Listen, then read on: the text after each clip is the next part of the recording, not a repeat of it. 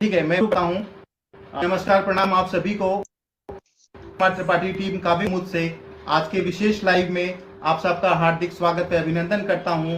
दोस्तों, जैसा कि आप सभी को पता है कि पिछले महीने काव्य कुमुद ने अपने पटल पर एक नई गतिविधि शुरू करने का फैसला किया था, जिसके अंतर्गत हम किताब चर्चा की जो नई उसका शुभारंभ अर्चना सचा जी के साथ उनकी नई किताब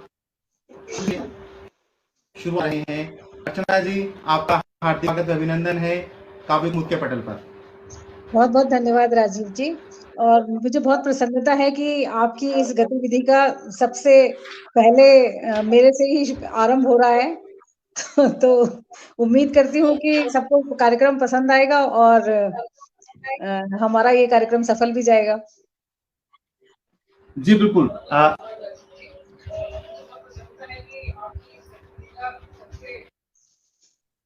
आज में कुछ दिक्कत है।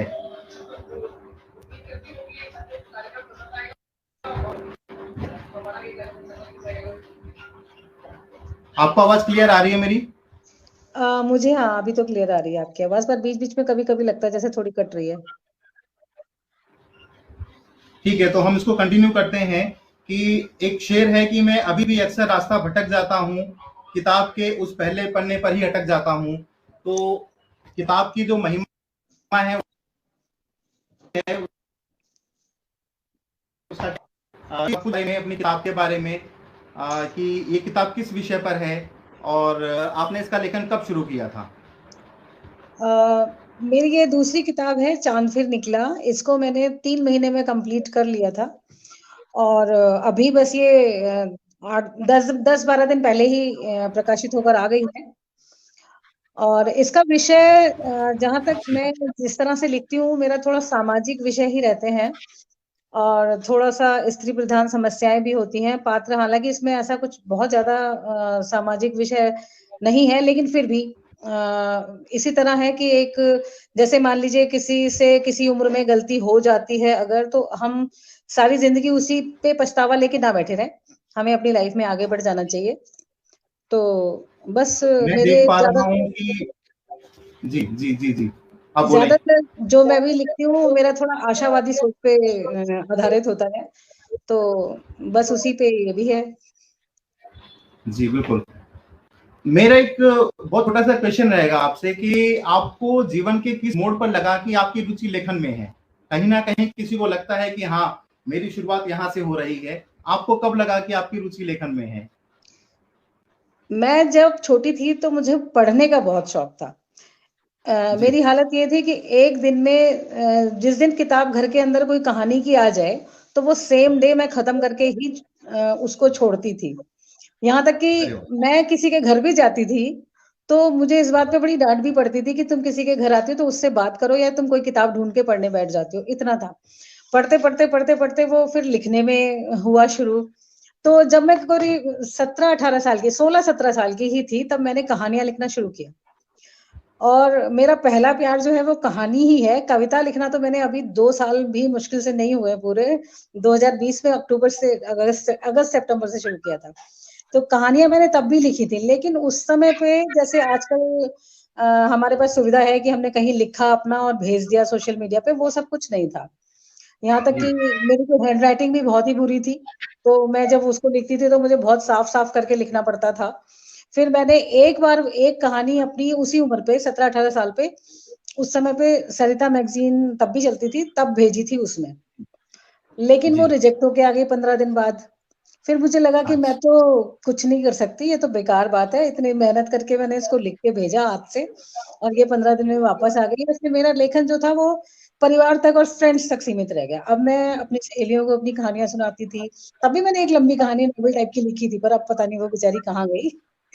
और फिर घर वाले हमेशा मुझे प्रेज़ करते थे कि बहुत अच्छा लिखती हो, लेकिन दोबारा भेजने की मैं हिम्मत नहीं कर पाई। अभी बीच में सब कुछ छूट गया, बच्चे छोटे थे तो फिर बच्चों पे ध्यान दिया।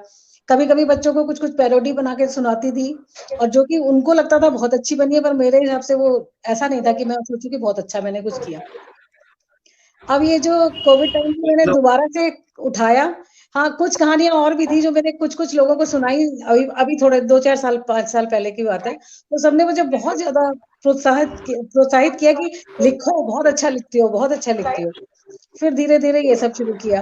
कोविड टाइम में कुछ ज़्यादा ही टाइम मिला, तो अच्छा, सबसे शुरू मुझे किया। याद आया कि मुझे मुझे ये मुझको ये भली-भांति पता है कि डॉक्टर साहब की बहुत बड़ी भूमिका रही। डॉक्टर साहब यानी आपके पति देव की बड़ी भूमिका रही आपके साथ इन 2 हाँ जी, किताबों को लेकर आपके सारे सफर में। मैं उनसे भी अवश्य बात करूँगा, लेकिन थोड़ा-सा समय लेकर के बात करूँगा। उससे पहले मैं देख रहा हूँ कि चाँद फिर निकला।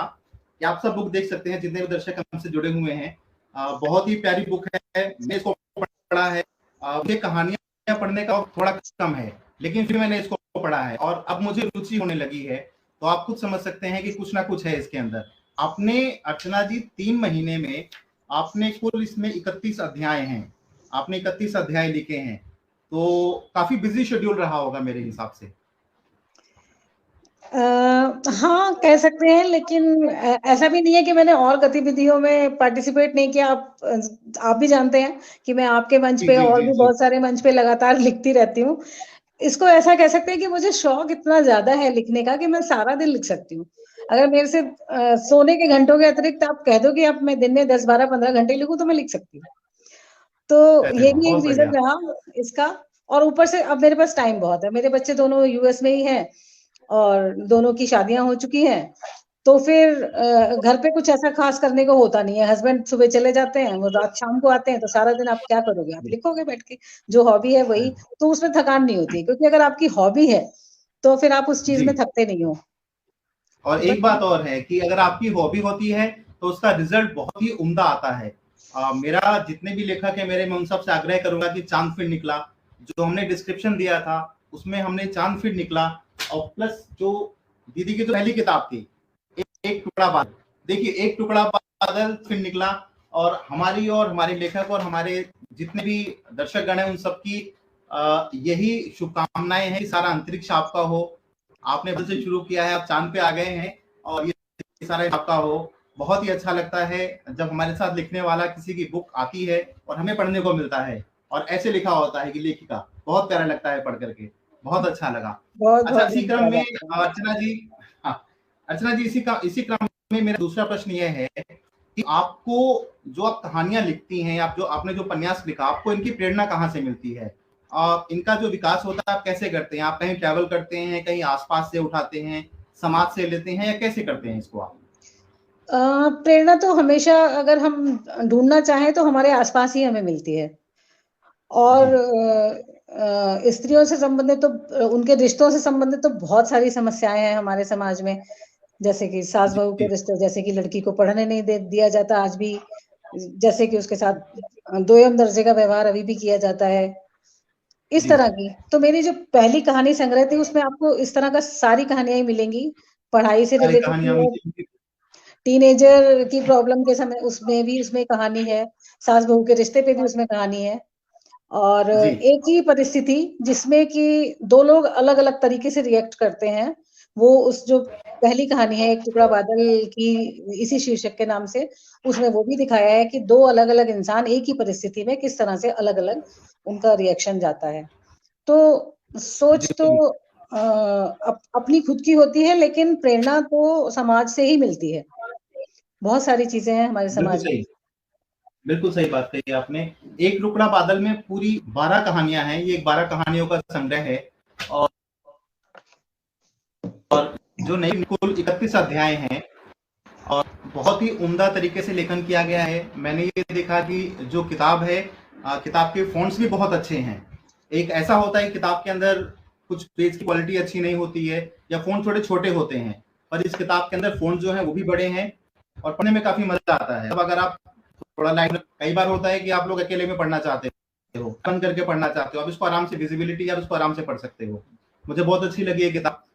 इसी क्रम में मैं एक छोटा-सा मेरा आपसे और एक प्रश्न रहेगा कि अभी आपने मुझे बताया कि आप समाज से आप कहानियाँ उठाते हैं या आप समाज से अपने आप पात्र उठाते हैं। मतलब आपका जो उद्देश्य है लेखन का वो क्या है? क्या आप समाज पर छाप छोड़ना चाहते हैं? मतलब समाज पे कोई छाप छोड़ने वाला लिखना चाहते हैं या सिर्फ क्या मतलब क्या उद्देश्य है अपना?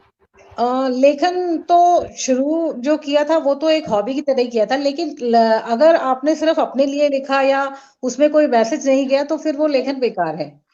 तो लेखन हमेशा ऐसा ही होना चाहिए कि समाज को उसके साथ में कुछ मैसेज भी जाए।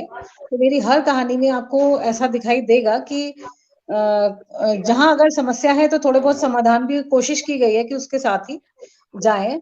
तो उद्देश्य तो यही है कि जी, जो भी हो वो समाज पे छाप तो छोड़े, क्योंकि सिर्फ अपने लिए लिखा तो क्या लिखा।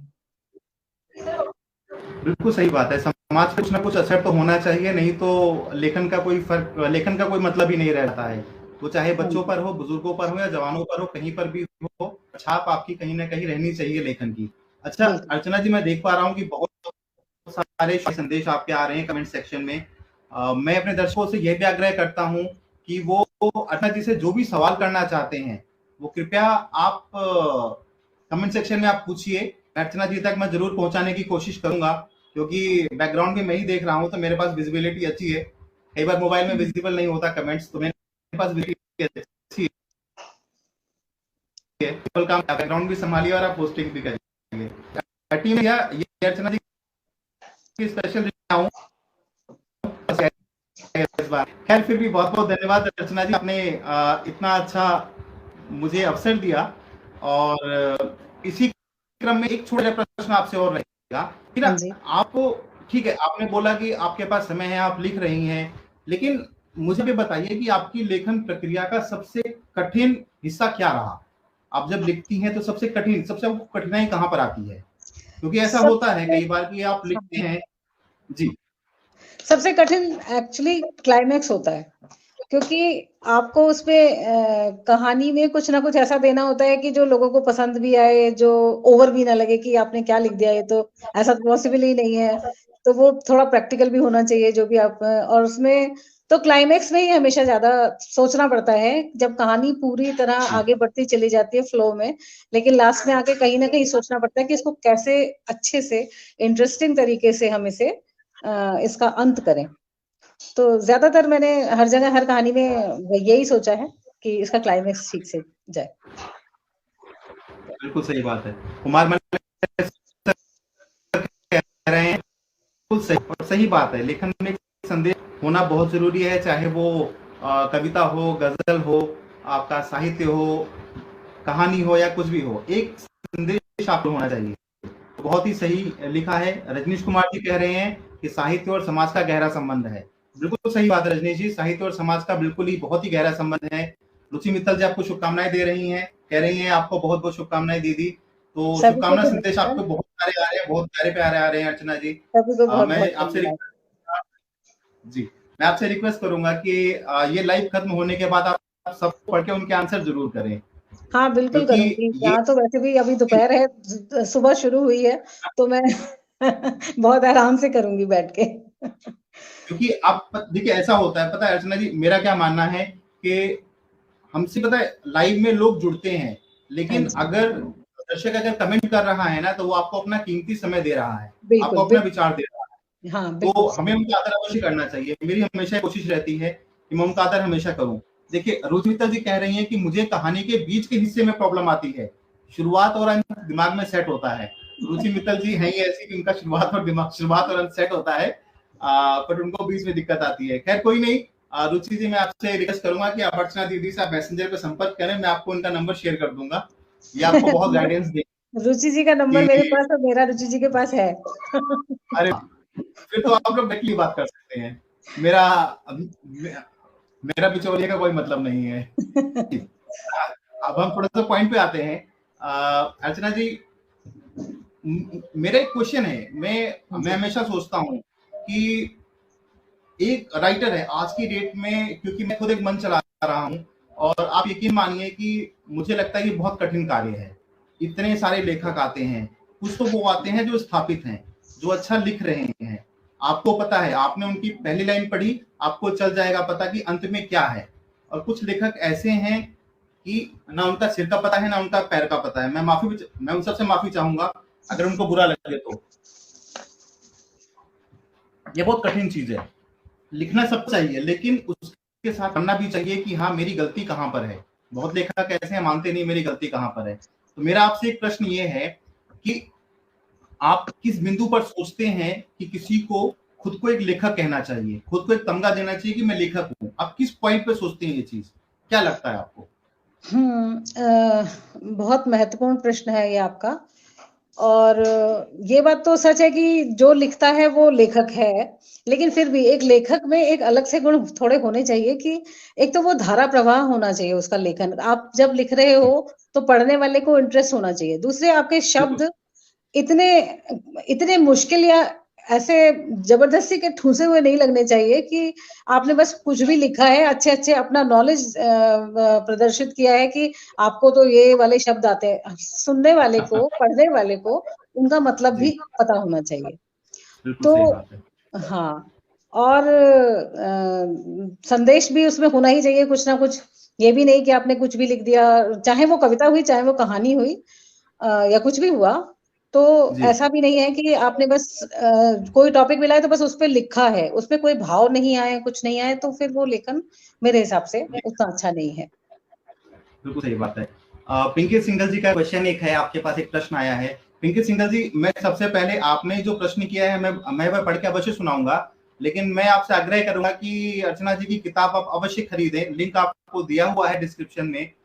तब आपको पता चलेगा। आपके प्रश्न का उत्तर मेरे हिसाब से आपको वहीं मिल जाएगा, क्योंकि मुझ जैसा कहानी ना पढ़ने वाला अगर व्यक्ति भी अगर उस कहानी को पढ़ गया और उसने बहुत आनंद लिया है, तो आपको टिप्स आपको वहीं से मिलेंगे। मैं फिर भी आपका क्वेश्चन मैं आपको ज़रूर पढ़ के बताऊँगा। तो पिंकी सिंघल जी, अर्चना जी आपसे पूछ रही हैं कि एक सुंदर और प्रभावशाली कहानी लिखने का सबसे पहला सोपान क्या है मैम, आपके अनुसार कहानी लिखने का? तो पूछना कहानी चाहती हैं। लिखने के लिए सबसे पहले तो आपके दिमाग में उसका क्लियर होना चाहिए सब्जेक्ट। आपने क्या सोचा है, किसके बारे में आप शुरू कर रहे हो।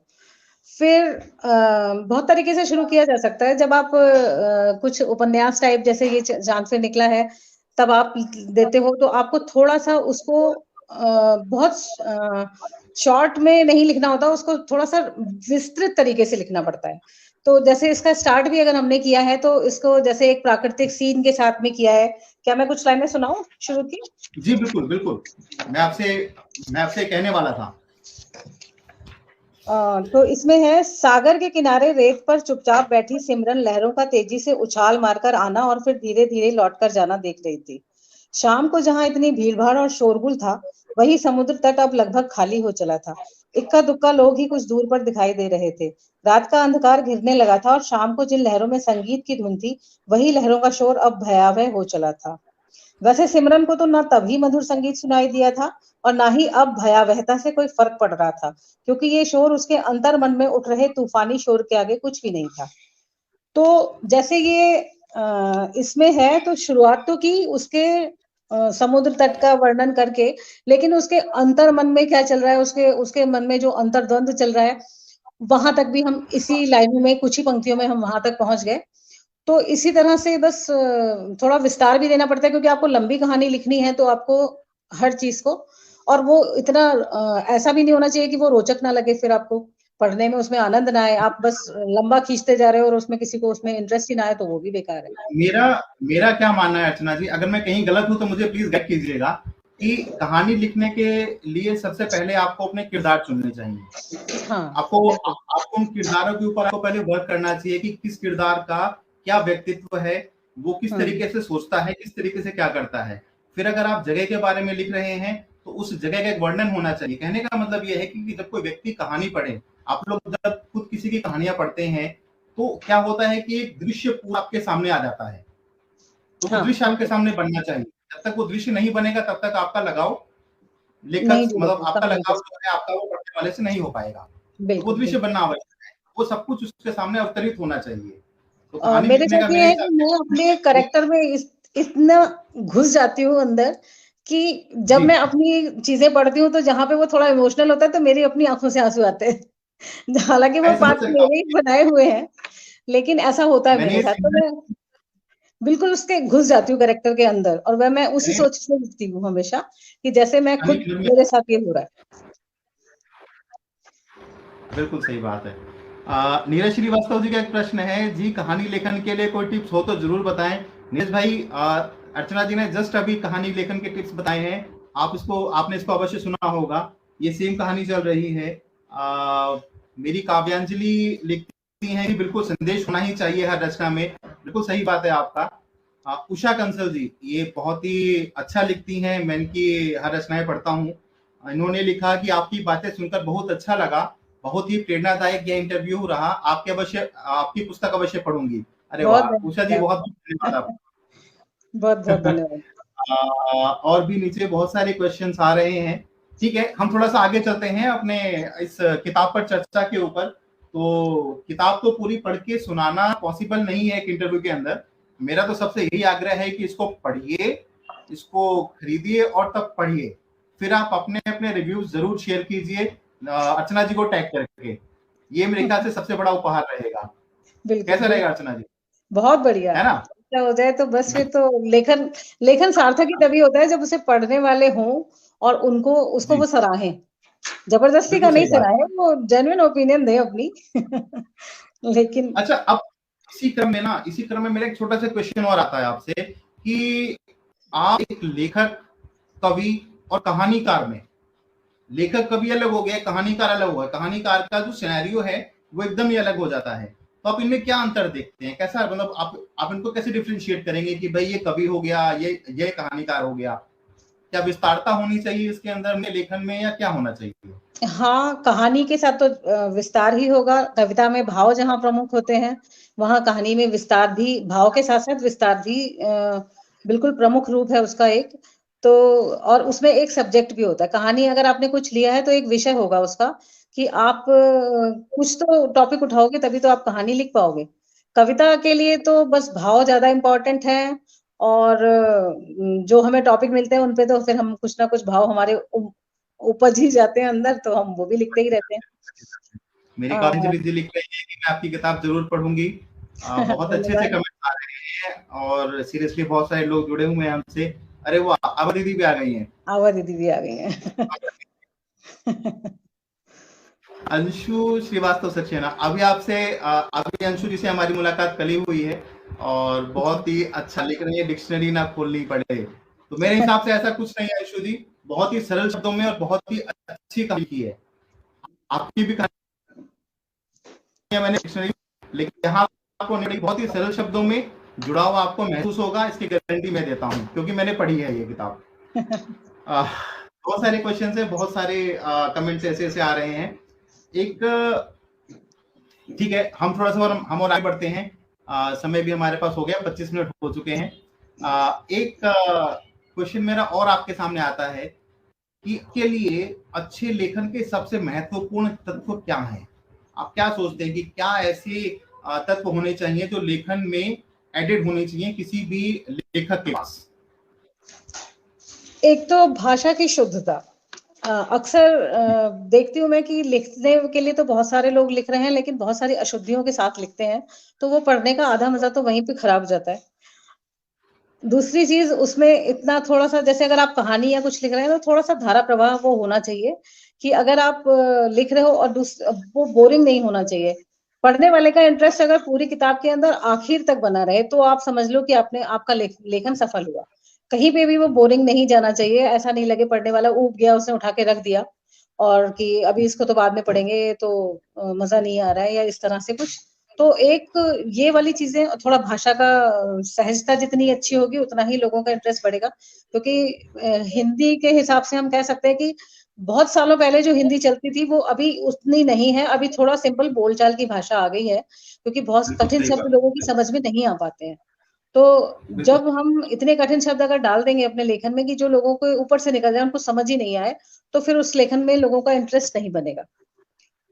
तो बस यही बिल्कुल सारी सही बात। चीज़ें हैं और कहानी तो बहुत बिल्कुल मैटर सही बात। करती है। पिंकी सिंघल जी ने मेरी बात सुनी है, कह रही है जी अवश्य खरीदूंगी सर। बहुत बहुत धन्यवाद पिंकी जी, अवश्य खरीदना। राशि दीक्षित जी कह रही है कि अवश्य खरीदूंगी और मैं पढ़ूंगी भी। मैंने कहा बहुत बहुत धन्यवाद आप सभी का। शांति त्रिपाठी जी कह रही है सही बात है जी, बिल्कुल। बहुत सारे अच्छे से कमेंट्स आ रहे हैं, मैं इतनी कमेंट्स ना पढ़ पाऊँ। रुचि जी आई हैं, कह रही हैं आपने हमें सागर किनारे पहुंचा दिया दीदी। बहुत बढ़िया। देख लीजिए, मतलब थोड़ी सी पंक्तियां सुनाई है तो आप सागर किनारे पहुंच गई हैं। अगर आप पूरी बुक पढ़ेंगी तो तो चाँद पर ही पहुँच जाएँगी। अच्छा चांद पे पहुंच जाएंगे, सीरियसली चांद पे पहुंच जाएंगी। और अभी तो अंतरिक्ष की सैर बाकी है, अभी तो बहुत कुछ आना बाकी है। अच्छा, एक मेरा चूंकि देखो हम सबको पता है कि हम में से अधिकांश जो लेखक हैं या जिनका शौक जो है ना, ये कोविड के बाद से उभरा। जो हमारा कोविड जो आया था स्टार्टिंग का, उसके बाद सब लोग घर में खाली बैठे, सबने कुछ ना कुछ लिखना शुरू किया। तो उसी के क्रम में मुझे लगता है कि सोशल मीडिया जो है बहुत ही सहायक भूमिका रही इसकी। तो मेरा अगला प्रश्न आपसे यही है कि आप एक लेखक के रूप में सोशल मीडिया का उपयोग कैसे कर सकते हैं या कैसे करते हैं, और आपको सोशल मीडिया कितना सहायक लगता है? ये मेरा छोटा सा प्रश्न है आपसे। बिल्कुल। सोशल मीडिया का रोल तो बहुत ही अहम है इसमें, क्योंकि पहले आप मतलब अपने ऊपर भी इतना विश्वास नहीं कर सकते हो कि आप एकदम से कहानी की किताब या कुछ लेके एकदम से छपवाने के लिए चल पड़ोगे। जब आपकी थोड़ी-सी पहचान बनती है, लोग आपको सराहते हैं पढ़ के, वो सोशल मीडिया के द्वारा ही संभव होता है। लोगों को पता चलता है जी कि आप किस तरह का लिख रहे हो। मेरे को तो इससे बहुत फ़ायदा मिला है, क्योंकि मैंने तो लिखना शुरू दोबारा से, कहानियाँ मैं पहले भी बहुत लिखी हुई हैं, लेकिन दोबारा से जो शुरू किया वो कोविड टाइम में ही लिखा है, 2020 से स्टार्ट किया है। और कविता तो मैंने शुरू ही तब की है, तो मैं अब कविता में अपने आप को अभी उतना निपुण नहीं मानती हूँ। हालाँकि मैंने कुंडलिया, छंद, दोहा इनमें थोड़ा-सा प्रयास किया है, लेकिन फिर भी भाव हो सकता है मेरी कविता में, लय भी हो सकती है, तुकांत भी हो सकते हैं, लेकिन फिर भी अभी वो चीज़ नहीं है, जो होनी चाहिए। हाँ, कहानियों का मुझे शुरू से शौक था, तो सोशल मीडिया के पे मैंने एक मंच पे बहुत सारे सौंदर्य संबंधी लेख भी लिखे हैं। बहुत सारे लोगों को ये बात पता है। स्वास्थ्य संबंधी लेख भी लिखे हैं, मानसिक स्वास्थ्य संबंधी लेख भी कुछ लिखे हैं। और जी ये सब चीज़ें जब लगातार चलती गई, तो अपने ऊपर आपका आत्मविश्वास बढ़ता चला जाता है। अगर आपका लेखन लोगों को पसंद आ रहा है, तो आप में खुद में अपने ऊपर विश्वास होता है, उसके बाद ही आप अपने अगला स्टेप उठाने के बारे में सोच पाते हो। तो मेरे साथ तो जी, बिल्कुल यही हुआ है सोशल मीडिया। एक बहुत ही सुंदर प्रश्न आया है आपके लिए। आरती गुप्ता जी पूछ रही हैं कि मैम कुछ लेखन टिप्स उन्हें भी दीजिए जिन्हें लिखने का समय नहीं मिलता। जैसे मैं अभी किचन से लाइव हूँ, तो किचन से लाइव हैं, बिल्कुल अभी डिनर का टाइम चल रहा है, तो अधिकांश लोग भारत में अभी किचन से लाइव हैं। मैं आप सबको बताना चाहूंगा कि अर्चना जी अभी यूएस में हैं, तो वहां पर अभी मॉर्निंग हो रही है, तो वो तो अभी चाय नाश्ता करके फ्री होंगी। बट यहाँ पर अभी डिनर टाइम है, तो अभी सब लोग, खासकर जो हमारी घर की गृहणियां हैं, वो सब अभी घर से किचन में लाइव होंगी। तो आप सब वहां सुन रहे हैं। देखिए, सोशल मीडिया का एक उपयोग यहाँ पर भी है कि आप कहीं पर भी हैं, आप हर जगह आप सुन सकते हैं, देख सकते हैं। तो हाँ, आरती जी पूछ रही हैं कि कुछ लेखन के टिप्स उन्हें भी दीजिए जिन्हें समय नहीं मिलता लिखने का, जैसे कि ये भी किचन से लाइव हैं, तो इन्हें भी कुछ टिप्स चाहिए आपसे प्लीज।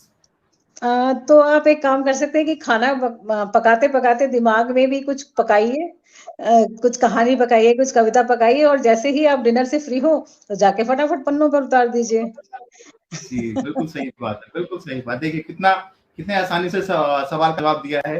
तो मैं कहूंगा कि पिंकी जी बिल्कुल ठीक है। तो इन हाँ, आरती जी आपको शायद इसका प्रश्न का उत्तर मिल गया होगा। अच्छा, अभी तो हमने आपसे क्वेश्चन किए कुछ समाज के ऊपर, सामाजिक चीजों के ऊपर। अब मेरे कुछ क्वेश्चन आपसे रहेंगे आपकी किताब लेकर के।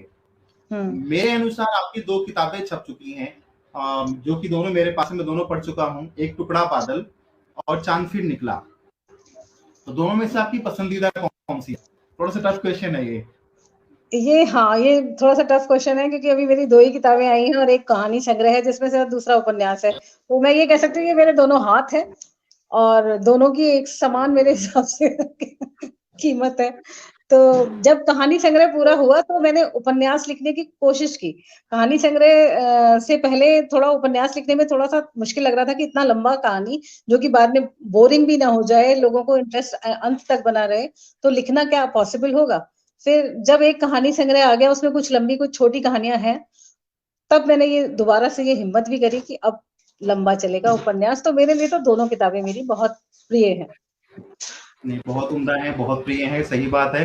दोनों ही बच्चे हैं, किस बच्चे को अच्छा कहा जाए, किसको बुरा कहा जाए, ये तो वाकई में एक टफ क्वेश्चन है। तो बिल्कुल सही बात है। बहुत सारे क्वेश्चन आए हैं। मोना कौशल जी कह रही हैं कि ज्ञानवर्धक, नहीं हम ज्ञानवर्धक बातें नहीं कर रहे, हम चले गए, बस ज्ञानवर्धक अपने आप होती जा रही है। अर्चना जी बैठी हैं और राशि जी कह रहे हैं, बहुत जानकारी नहीं है जी। बिल्कुल ऐसे ऐसे बहुत वाले हैं और बहुत सारी जानकारी हम देने वाले हैं आपको। और अभी ऑलराउंडर है रुचि मित्तल जी, इस वक्त ऑलराउंडर काम कर रही हैं। आज ही उन्होंने केसर वाली आइसक्रीम बनाई है, उसमें केसर था या पता नहीं क्या था, मैंने फोटो देखी थी, मैंने क्वेश्चन किया था इनसे और कह रही है कि अंगूर खट्टे है। चलिए जी, बहुत अच्छा।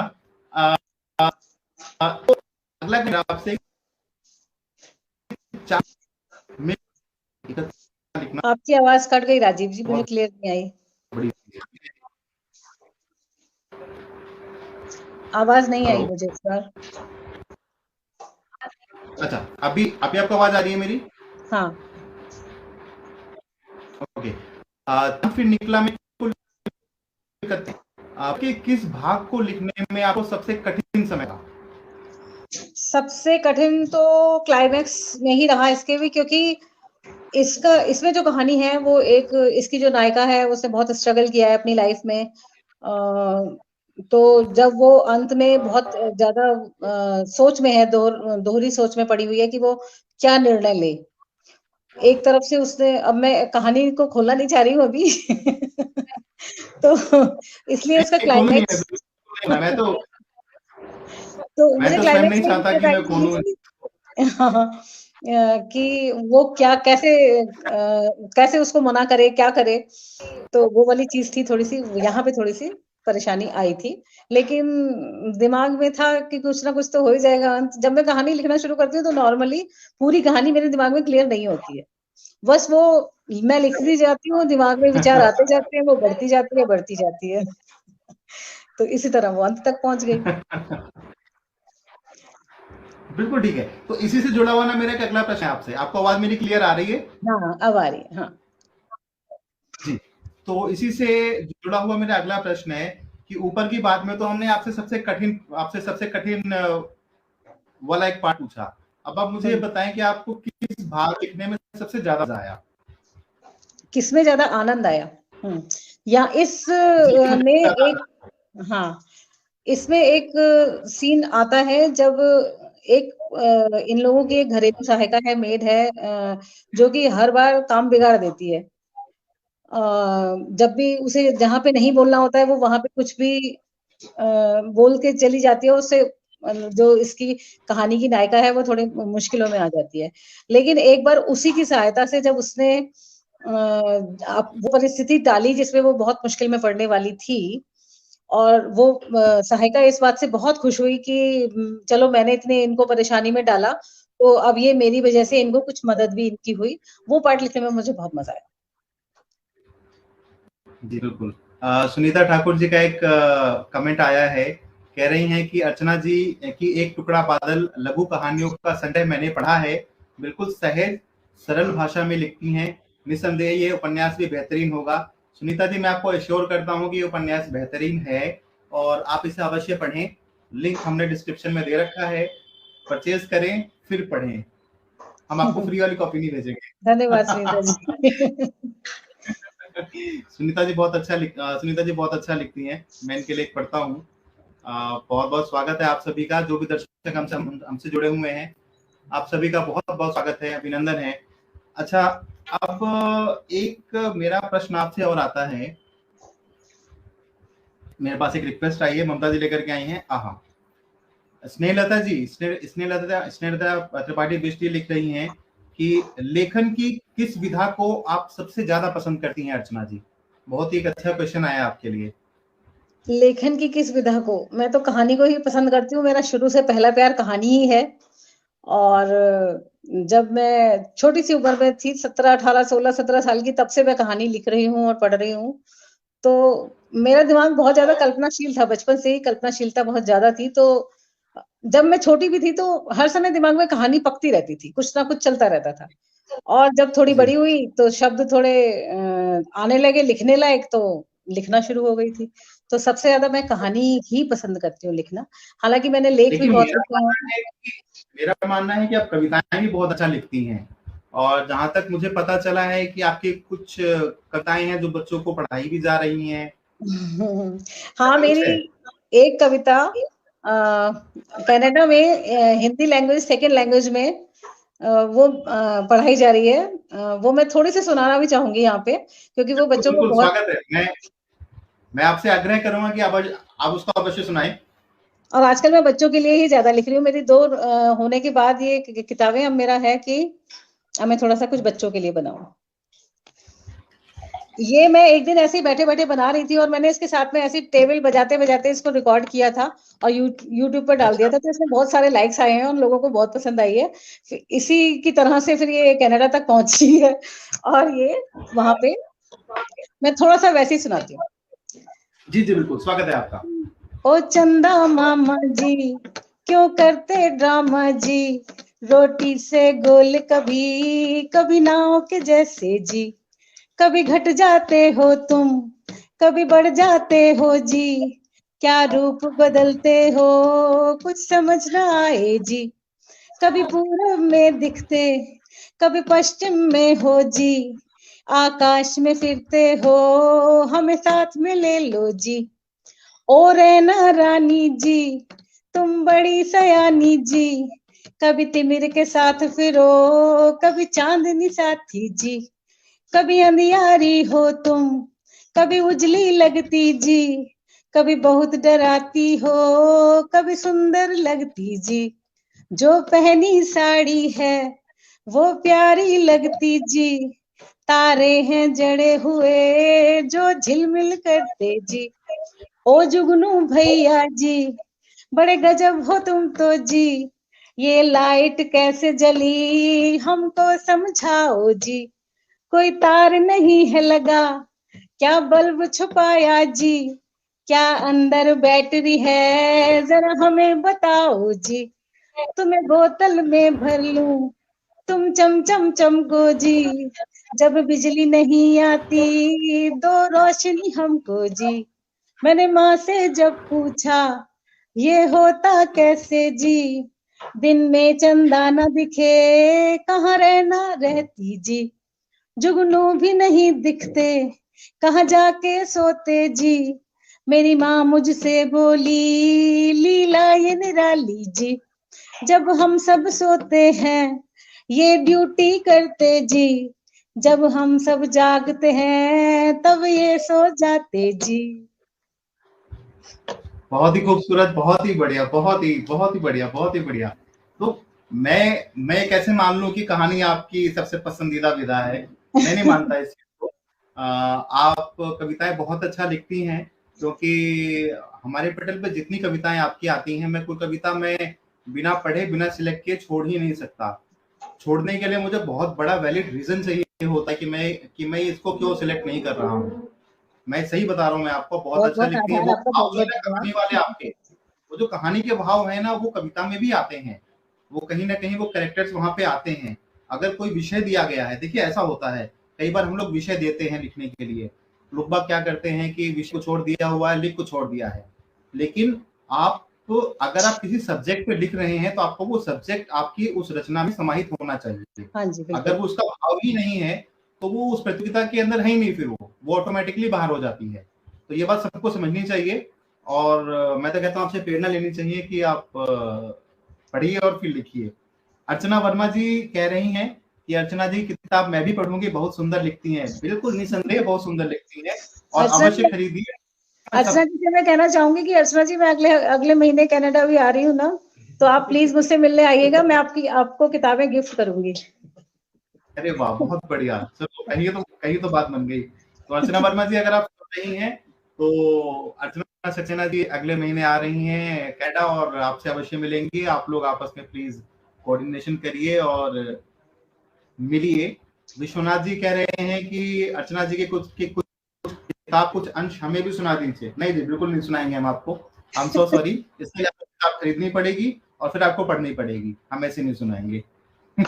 और आप पढ़ करके आप अपने रिव्यू डालिए, और ताकि सब लोग उसको पढ़ें और फिर समझें कि लेखन क्या है, और लेखन सरल भाषा में कैसे लिखा जाए और लोगों से कैसे जुड़ा जाए। पिंकी सिंगल जी का कमेंट आया है कि काव्य कुमुद मंच ने अपनी प्रतियोगिताओं के माध्यम से हमें वाकई में काफी बेहतर लिखने के लिए प्रेरित और प्रोत्साहित किया है। सादर आभार। सादर आभार पिंकी सिंगल जी आपका। हम सब आप सबके आगे नतमस्तक हैं कि अभी हमने दिसंबर के पहले वीक से लास्ट, अभी 2021 से हमने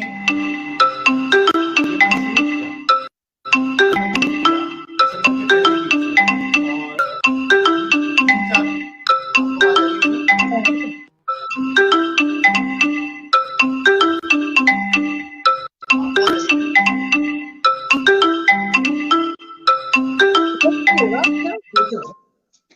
उधर से ही होगा।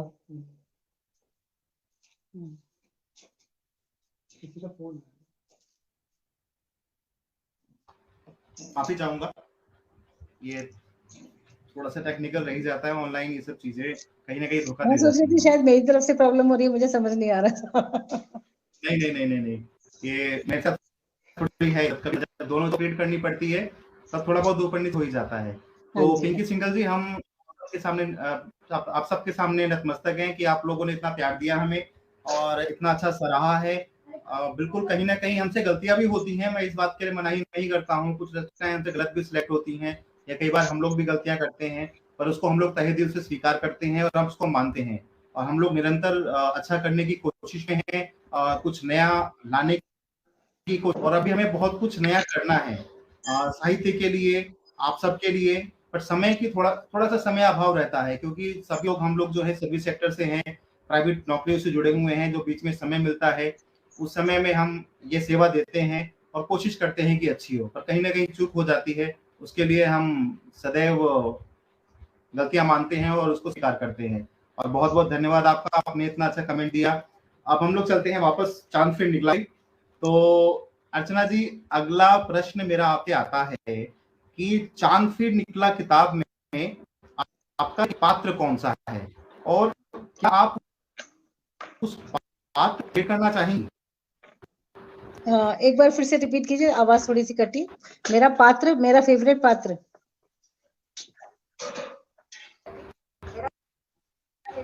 मेरी, आपकी आवाज थोड़ी क्या कट मैं रही है। क्वेश्चन रिपीट करूं? हाँ बिल्कुल, हाँ। अभी आवाज क्लियर है? हाँ जी। जी। तो मेरा प्रश्न है कि चांद फिर निकला किताब में आपका पात्र कौन सा है? उस पात्र को, आपकी आवाज फिर से कटी। आप शायद मेरा फेवरेट पात्र पूछ रहे हैं। जी हाँ बिल्कुल, इस किताब में हाँ। आपका फेवरेट पात्र कौन सा है और आप उस पात्र को किसे रिलेट करेंगे? फेवरेट पात्र मेरा मेरी कहानी की नायिका ही है, सिमरन, जो कि जी यही है उसका मेन कि कभी-कभी हमसे गलती हो जाती है, खास करके उस उम्र में, जिस उम्र में उसके साथ जो भी कुछ हुआ। तो उसके बाद हम हमारे पास और मौके होते हैं लाइफ में, फिर से हम अपनी पुरानी गलतियों को भूल के उसी में ना उलझे रह के आगे कैसे बढ़ें, क्या करें। तो इस तरह से इसमें समाधान भी है उसका। और फेवरेट पात्र डेफिनेटली मेरी नायिका ही है कहानी की, जिसका नाम सिमरन है। तो मेरे दर्शकों और लेखकों ने खुलासा किया भी आपके सामने, चांद फिर निकला में जो मेन कैरेक्टर है उसका नाम है सिमरन। तो सिमरन के इर्द ये कहानी घूमती है। आगे बताऊं मैं फिर ज्यादा हो जाएगा, मैं सब कुछ सुना दूंगा जी। अच्छा, एक इसी क्रम में एक छोटा सा क्वेश्चन मेरा और आता है आपसे कि चांद फिर निकला किस विचार से प्रेरित है? क्या विचार था जब आपने ये उपन्यास लिखना शुरू किया? ये 31 अध्याय का उपन्यास है, तो कुछ ना कुछ विचार, कुछ ना कुछ इसका बेसिक तो रहा ही होगा। क्या विचार था आपका जो आपने इसको लिखा? विचार भी वही था कि कई बार क्या होता है कि हमारे घरों में आमतौर पर होता है कि अगर लड़की ने कोई गलती ऐसी कर दी है, तो परिवार वाले उसे कभी भी माफ नहीं कर पाते हैं। और उसकी वजह से लड़की की जो ज़िंदगी है वो और बद से बदतर होती चली जाती है, जबकि ऐसा नहीं होना चाहिए।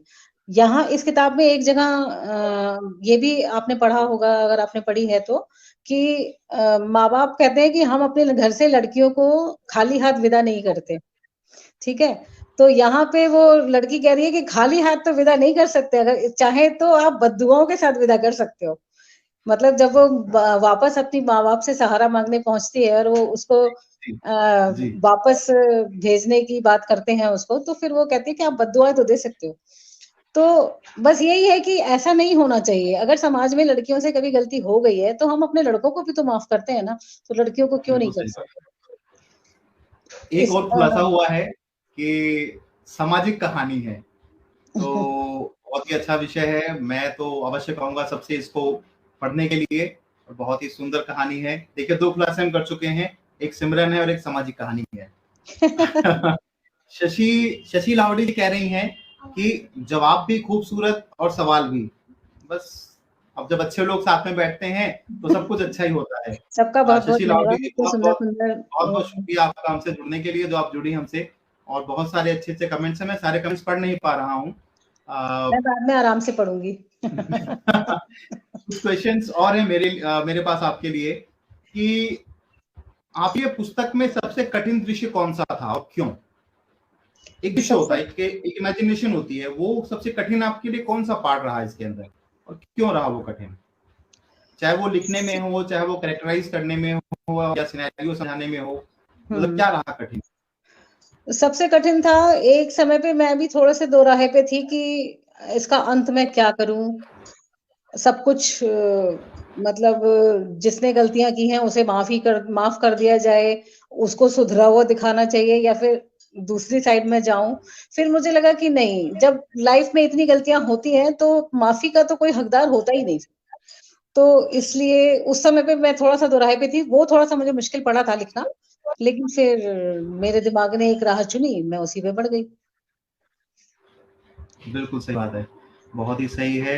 अब क्वेश्चन तो लगभग सिमिलर ही हैं कि अच्छा, एक चीज और, ये तो मुझे पता है कि ये आपकी जो दोनों बुक हैं, इनके जो मेन पृष्ठ हैं, ये आपकी बहू बनाती हैं शायद, बहू नहीं नहीं, ये मेरी पेंटिंग बेटी करती है बनाई, उन्होंने। ये मेरी बेटी बेटी बनाई। है, बेटी, सॉरी हाँ। सॉरी। तो ये अर्चना जी की बेटी है, और नाम भी मेंशन किया हुआ है इसके अंदर, मुझे नाम नहीं याद है, आप प्लीज नाम सौम्या, बता दीजिए उनका। सौम्या सक्सेना जी, मलिक।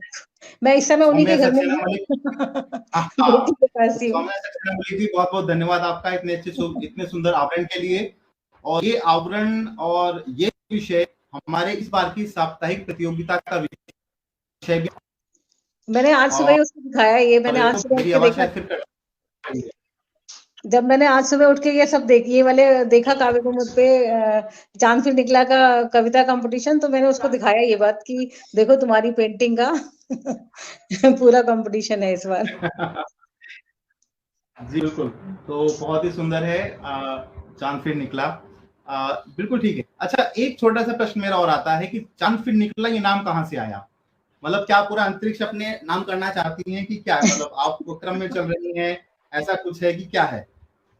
हाँ, जब एक एक टुकड़ा बादल जब छट गया, खुल के बरस चुका, तो चांद तो निकलना ही था ना फिर, तो वो निकल गया। चांद निकल आया। एक्चुअली मेरी बिल्कुल सही बात। थोड़ी जो कहानियां होती है वो थोड़ी सी आशावादी रहती है, और चांद का निकलना तो एक आशा का प्रतीक ही माना जाता है। तो जी इसीलिए जब सब कुछ ठीक हुआ तो फिर चांद दोबारा से निकल आया, अंधेरा छट चांद गया। दोबारा से, बिल्कुल सही बात है। आज का हमने जो हमारा जो साप्ताहिक विषय था, मैंने उसी में ही कुछ 4 लाइनें लिखी थी। मैं आपको पढ़ के ज़रूर सुनाऊँगा, चाँद फिर निकला पे ही, जो हमने उसके डिस्क्रिप्शन में दिया हुआ है कि चाँद फिर निकला है मेरे आँगन में कई मुद्दतों बाद, चाँद फिर निकला है मेरे आँगन में कई मुद्दतों बाद, फिज़ा हुई मेरी रोशन कई मुद्दतों बाद आँखों की चैन व सुकून आया मुझे, जगमग हुआ मेरा चिलमन कई मुद्दतों बाद, जगमग हुआ मेरा चिलमन कई मुद्दतों बाद। तो ये चाँद फिर निकला से ही प्रेरित, मुझे भी कहीं न कहीं से शब्द मिल जाते हैं लिखने के लिए। तो ये शब्द, मैंने पढ़ा था सुबह ये इसको, बहुत अच्छा है। जी, ये 4 लाइनें मैंने यहीं से उठाई हैं। बहुत सारे क्वेश्चन्स आ रहे हैं, मैं शायद नहीं पढ़ पाऊँगा, I am so sorry. Seriously सच में कठिन होता है, कहानी का अंत कैसा है? बिल्कुल सही बात है ममता जी। आभा जी कह रही हैं, देखिए दीदी का प्रश्न आ गया। मैंने भी यही सोचा, अरे ये शीर्षक ये साप्ताहिक के बारे में बात कर रही है मेरे हिसाब से, बिल्कुल सही कहा। तो ये ममता जी का आइडिया था कि ये शीर्षक रखा जाए, और बहुत सुंदर-सुंदर उसके ऊपर पहले दिन में मेरे ख्याल से कम 70 के 80 के आसपास कमेंट्स उसमें आ गए हैं। तो Chand Phir Nikla is already hit. Thank you so much Archana ji, और thank you so much Saumya ji, आपके इस आवरण के लिए जो आपने बनाया था। आप ज़रूर सुन रही होंगी। मेरी काव्यांजलि जी कह रही हैं, अर्चना मैम आपका व्यक्तित्व एवं रचना दोनों ही प्रभावशाली है। बहुत-बहुत धन्यवाद प्रभावशाली आपका। है। और भी बहुत सारे कमेंट हैं, लाजवाब संचालन, अरे मेरा संचालन का, अनुपमा जी आप बहुत अच्छा बोलती हैं, आपके जैसे संचालन में हूँ। अनुपमा तोष्णीवाल जी कमेंट है, बहुत अच्छा बोलती हैं, बहुत अच्छा संचालन करती हैं वो। बहुत बहुत शुभकामनाएं हैं आपको। अच्छा, आप इसी क्रम में 51 मिनट हो गए हैं, इसी क्रम में मेरे कुछ प्रश्न आपसे और हाँ ये जी। बातें शायद खत्म नहीं हो पाएंगी, मेरे पास बहुत सारे क्वेश्चन हैं। मुझे लगता है कि दूसरा भी सेशन करना पड़ेगा इसका। तो कुछ अलग से प्रश्न है पास कि यदि आप किसी अन्य, ये थोड़ा सा ट्रिकी क्वेश्चन है आपके लिए, कि यदि आप किसी अन्य के साथ एक दिन बिता सकते हैं तो आप किसे चुनेंगे? किसके साथ बिता सकते हैं, फिर से बोलिए। किसी लेखक? यदि आप किसी फेमस लेखक के साथ एक दिन बिता सकते हैं, अगर आपको मौका मिले कि कोई आपका फेमस या आपका कोई जो पसंदीदा रचनाकार है उसके साथ अगर आपको समय बिताना है तो आप किसे चुनेंगे? कहने का मतलब कि आपका पसंदीदा लेखक कौन सा है? तो मैं अतीत में जाके प्रेमचंद जी को चुनूंगी। क्योंकि वो बच्चों के लिए भी ईदगाह जैसी सुंदर सुंदर कहानियां उन्होंने लिखी हैं, और बड़ों के लिए तो हम सब जानते ही हैं कि उन्होंने बहुत कुछ लिखा है, गोदान वगैरह। तो बिल्कुल सही मेरा भी एम कहा। है कि मैं बच्चों के लिए भी कुछ लिखूं। मैंने बच्चों के लिए बहुत सारी कहानियां लिखी भी हैं और कविताएं भी लिखी हैं, और मैं बड़ों के लिए भी लिखना चाहती हूँ। तो फिर डेफिनेटली ये एक बहुत मतलब सपना ही हो सकता है, लेकिन जो कि अब पूरा नहीं होगा क्योंकि प्रेमचंद जी नहीं है। लेकिन फिर भी अगर ऐसा होता तो मैं तो उन्हीं के जाके चरण पकड़ लेती।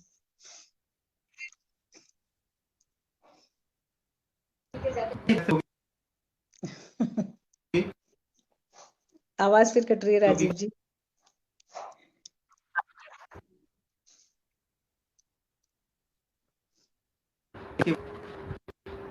अभी ठीक है आवाज में? आवाज कट रही है राजीव जी, सुनाई नहीं दिया। अभी अभी कैसी आवाज आ रही है? थोड़ी बेटर, लेकिन बहुत साफ नहीं। तो मेरे हिसाब से हिंदी भाषी कोई ऐसा छात्र नहीं होगा जिसने प्रेमचंद जी को ना पढ़ा हो। हाँ जी। तो जिस प्रकार से आपकी कहानी और आपके उपन्यास हैं उसी प्रकार से आपका जवाब है, और आपका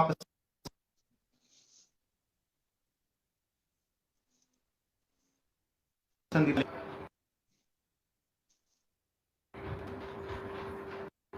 ठीक है आवाज। हाँ, कट रही है एक आपकी मिनट चेक कर आवाज। लेता हूँ जरा।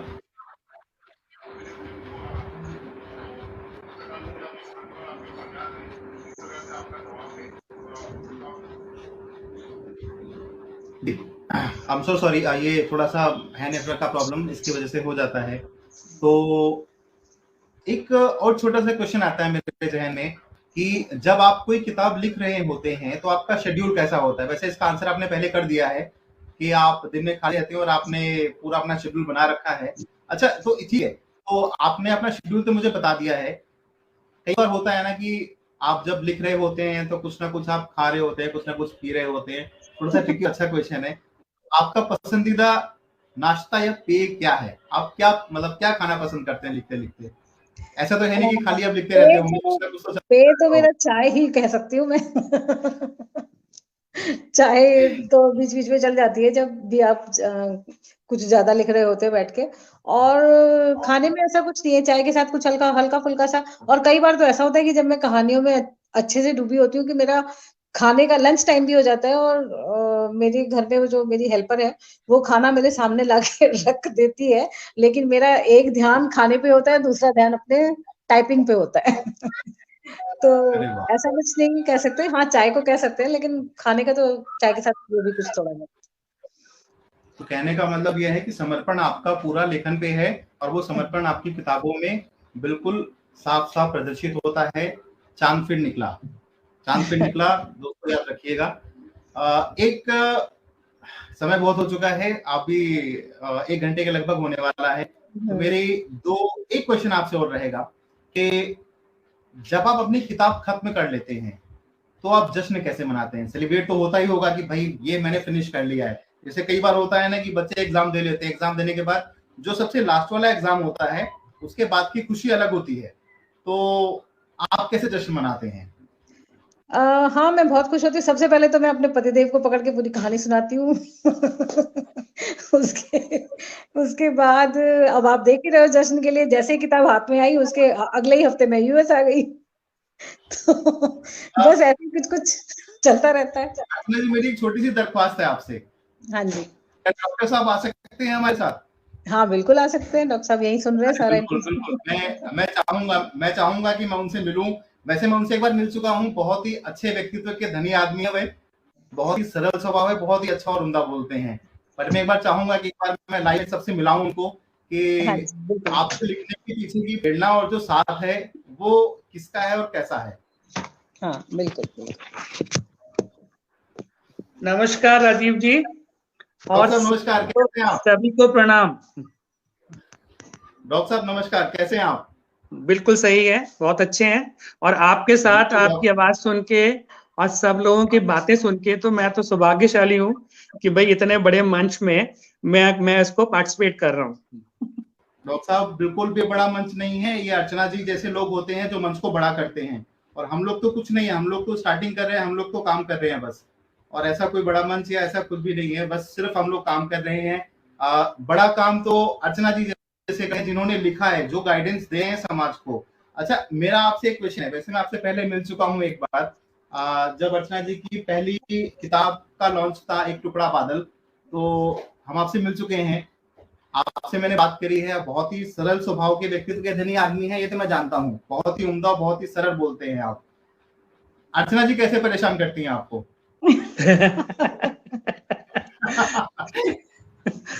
परेशान पहले होती थी परेशान। कोविड के टाइम में ये था कि इनको कुछ, मेरा तो जॉब था, मेरे को तो अपने हॉस्पिटल ऑफिस जाना पड़ता था, और कोविड टाइम में ये है कि सारे दिन अकेले रह के थोड़ा सा इनको लगता था कि कहीं ना कहीं कुछ अकेलापन फील हो रहा है। तो उसके लिए उन्होंने ऑप्ट किया कि भाई जो पुरानी हॉबी है इनकी, वो उन्होंने दोबारा से उसको जीवित कर लिया, और आप देखो छा रही हैं। अब मैं ऐसे परेशान करती हूँ कि जो भी लिखती हूँ पहले कहती हूँ सुनो बैठ के, आप बिल्कुल ऑफिस से आए, चाय पियो, फिर सुनना तो पड़ता है। इतना तो आवश्यक है और इतना तो बनता भी है। जी अच्छा जी डॉक्टर साहब, कई बार आपको ऐसा लगा, देखिए मैं हूँ प्रश्न करने वाला आदमी, और आज जी मेरे को ड्यूटी इसी की मिली है, तो हाँ, कई हाँ। बार क्या आपको ऐसा लगा कि अर्चना जी किताब लिखने के चक्कर में आपके समय में कटौती कर रही है? देखिए ऐसा ये चीज जो है ना, बड़ा जो है ना सेंसिटिव इशू होता है। तो लेकिन अगर अर्चना जी के चेहरे पे खुशी होती है, संतुष्टि होती है ना, तो डेफिनेटली जी। मुझे भी अच्छा लगता है। ठीक है, तो ऐसा कुछ नहीं है, ऐसा कुछ नहीं है कि भाई मुझे लगता है कि बहुत ज्यादा टाइम डिवोट कर रही है या टाइम आपस में हम लोग टाइम कम दे रहे हैं। ठीक है, लेकिन मतलब ये है कि मुझे अगर इनका लगता है कि इनको सेटिस्फेक्शन होता है, इनको सेंस ऑफ अचीवमेंट आता है, तो डेफिनेटली मुझे अच्छा लगता है। वैसे मेरी कोशिश होती है कि जब ये ऑफिस में गए हुए होते हैं उसी समय पे मेरा ज्यादा लेखन चलता है। शाम को मैं तो तभी लिखती हूँ जब मुझे कोई कुछ क्लाइमेक्स चल रहा हो मेरे दिमाग में, क्योंकि ये तो अभी आज ही करना है, इसके बिना नहीं हो सकता।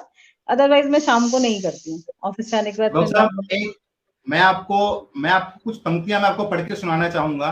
जी। ये अर्चना जी की पहली किताब एक टुकड़ा बादल से है, जो उन्होंने अपने आभार वाले सेक्शन में लिखा हुआ है कि इस कार्य को अंजाम देने के लिए मुझे मेरे परिवार से निरंतर सहयोग व प्रोत्साहन प्राप्त हुआ, जो कि हर लेखक के साथ होना चाहिए।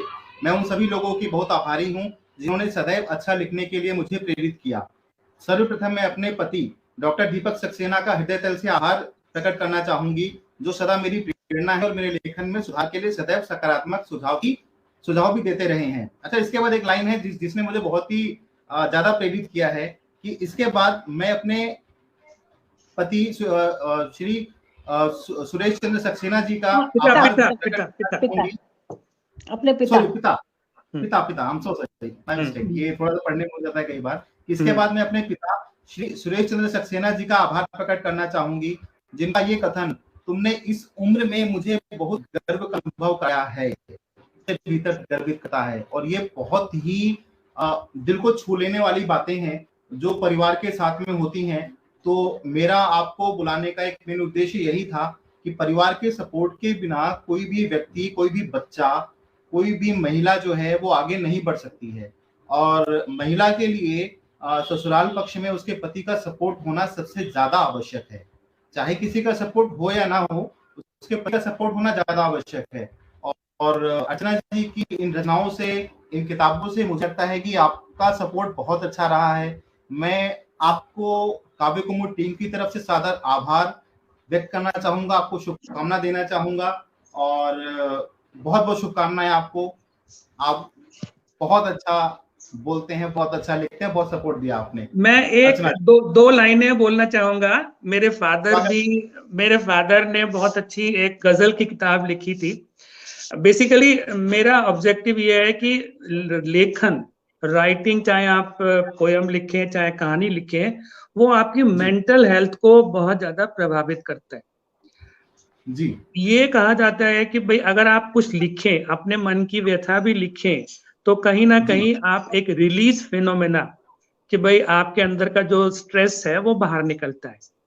तो मैं ये समझता हूँ कि जितने भी लोग लिखते हैं उनमें कुछ लोग ऐसे हैं कि वो अपनी भावनाओं को अगर वो लिख सकें, लिख के वो आपको वो कर सकें, तो डेफिनेटली उनको तो फायदा होता ही है और समाज को भी फायदा होता है।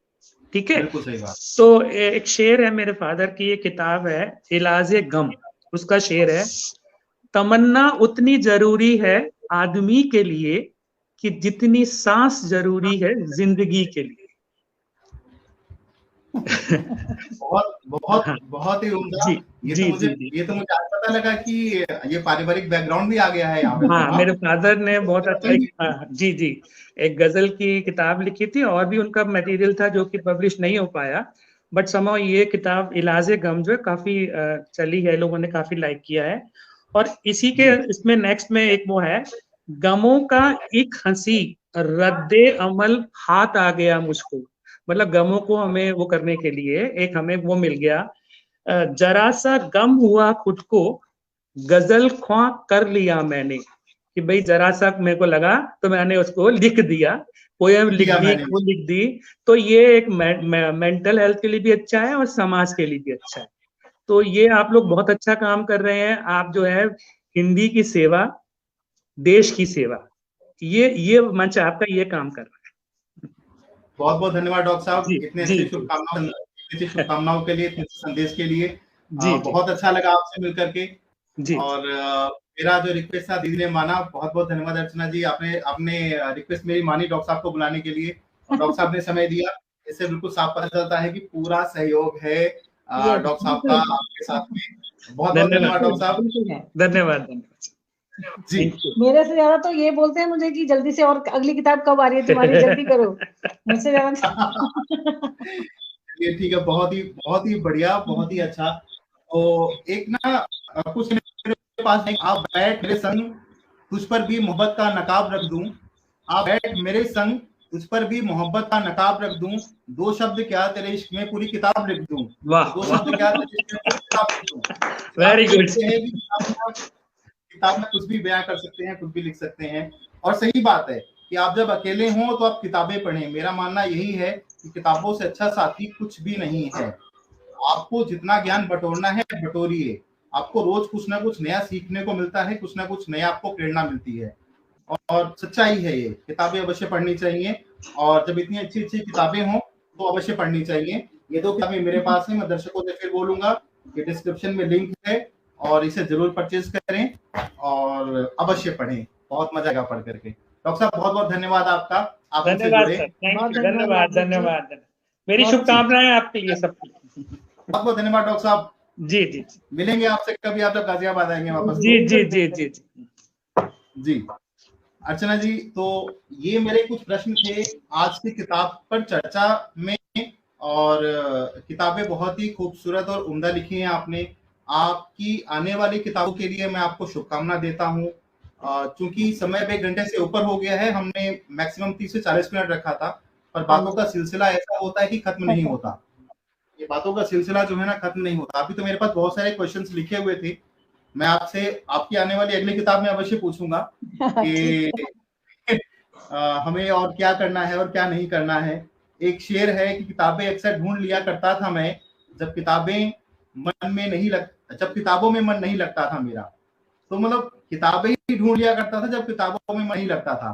तो किताबें होती ही ऐसी हैं, और आप बहुत अच्छा काम कर रही हैं, आपने इतनी अच्छी अच्छी किताबें लिखी हैं। जाते जाते अगर आप कुछ संदेश और हमारे दर्शकों को देना चाहें, कुछ नए रचनाकारों को देना चाहें, तो आपका स्वागत है। और मैं जरूर चाहूंगा कि आप कुछ ना कुछ आपकी अवश्य थे, ताकि जो नए लोग लिख रहे हैं उनको प्रेरणा मिले, उन्हें कुछ ना कुछ को प्रोत्साहन मिले इस चीज के लिए। क्योंकि काव्य कुमुद जो है एक प्रोत्साहन देने का मंच है, नव रचनाकारों को आगे लाना मंच है, और मैं चाहता हूँ कि कुछ ना कुछ आप प्रोत्साहन के टिप्स अवश्य दें उन्हें।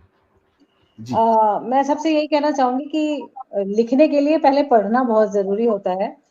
तो जितना आप पढ़ते जाएंगे उतनी एक तो भाषा की शुद्धि आती है आपकी, आपको अपनी अपनी गलतियां पता करती हैं, और दूसरों को प्रोत्साहित करना बहुत ज्यादा आवश्यक होता है।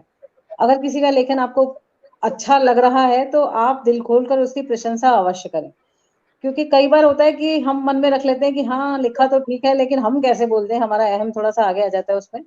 वो चीज नहीं होनी चाहिए, क्योंकि जितना आपका भाव निकलेंगे उतना ही आपका लेखन भी अच्छा होगा। अगर आपको अपने लिए तारीफ सुननी है तो डेफिनेटली दूसरों की भी तारीफ करना बनती है। और बिल्कुल सही सबसे बात बड़ी है। बात ये कि पढ़िए, दूसरों को भी पढ़िए, अन्य अच्छी किताबें पढ़िए, पुराने लेखकों को पढ़िए, नयों को पढ़िए, सबको पढ़िए और अच्छे से लिखते रहिए। बिल्कुल सही बात है। तो पढ़ने का जो सबसे अच्छा एग्जाम्पल है वो मैं हूँ, क्योंकि मैं वह व्यक्ति हूँ स्कूल टाइम में। मैं आपसे एक वाकया शेयर करता हूँ अर्चना जी, ये मेरे जो खास मित्र हैं वो बहुत अच्छे से जानते हैं। मैं उन छात्रों में से था कि स्कूल में जब 15th ऑफ अगस्त या 26 ऑफ जनवरी जब आता था ना, तो स्कूल में अलग से हाउसेस लगते थे सैटरडेज को, प्रिपरेशन कराने के लिए कि उसमें आपको गाना गाना है। आवाज फिट कर रही है शायद, नहीं नहीं, आ रही है, आ रही है। आ रही है।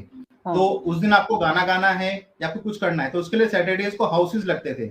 तो मैं इतना संकोची व्यक्ति था कि मैं स्कूल से भाग जाया करता था हाफ डे में।